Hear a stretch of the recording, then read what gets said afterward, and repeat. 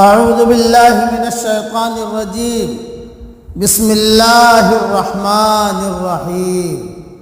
سورہ فاطر کی 2 آیتیں پڑھ رہا ہوں، آیت نمبر 1، آیت نمبر 2۔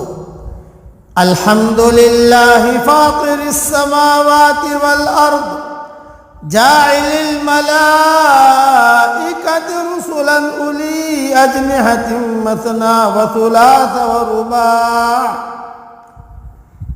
اس اللہ کے لیے تمام تعریفیں سزاوار ہیں جو ابتدا آسمانوں اور زمین کا پیدا کرنے والا ہے، اور 2 3 4 پروں والے فرشتوں کو اپنا پیغمبر قاصد بنانے والا ہے۔ یزید فی الخلق ما یشاء، مخلوق میں جو چاہے زیادتی کرتا ہے۔ ان اللہ علی کل شیء قدیر، اللہ تعالی یقیناً ہر چیز پر قادر ہے۔ تھوڑی تشریح سن لیجئے اس کی۔ فاطر کے معنی مخترع، پہلے ایجاد کرنے والا۔ یہ اشارہ ہے اللہ کی قدرت کی طرف کہ اس نے آسمان اور زمین پہلے بغیر نمونے کے بنائے، تو اس کے لیے دوبارہ انسانوں کو پیدا کرنا کون سا مشکل ہے۔ اور یہ جو فرشتے کے بارے میں کہا 2 پر 3 پر 4 پر والے فرشتے، اس سے مراد جبرائیل، میکائیل، اسرافیل اور عزرائیل فرشتے ہیں، جن کو اللہ تعالیٰ انبیاء کی طرف یا مختلف مہمات پر قاصد بنا کر بھیجتا ہے۔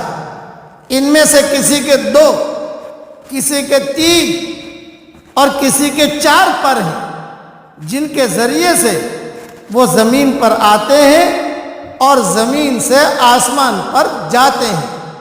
پھر ایک جملہ فرمایا اللہ تعالیٰ نے کہ مخلوق میں جو چاہے زیادتی کرتا ہے، یعنی بعض فرشتوں کے اس سے بھی زیادہ پر ہیں۔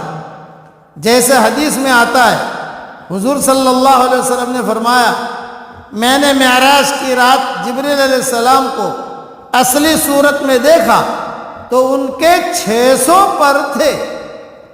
یہ حدیث صحیح بخاری شریف میں ہے، اور بعد نے اس جملے کو عام رکھا ہے، جس میں آنکھ، چہرہ، ناک اور منہ اور ہر چیز کا حسن داخل ہے۔ بقیہ تفسیر میری ریاض التفسیر میں دیکھ لیجئے گا انشاءاللہ۔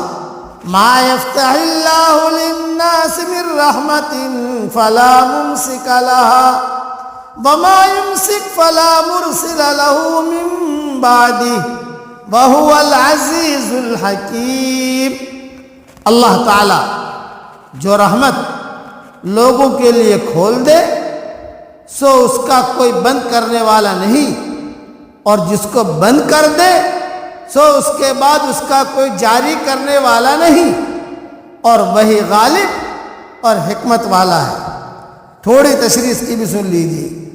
انہی نعمتوں میں سے ارسال رسول اور انزال کتب بھی ہے، یعنی ہر چیز کا دینے والا بھی وہی ہے، اور واپس لینے والا یا روک لینے والا بھی وہی ہے۔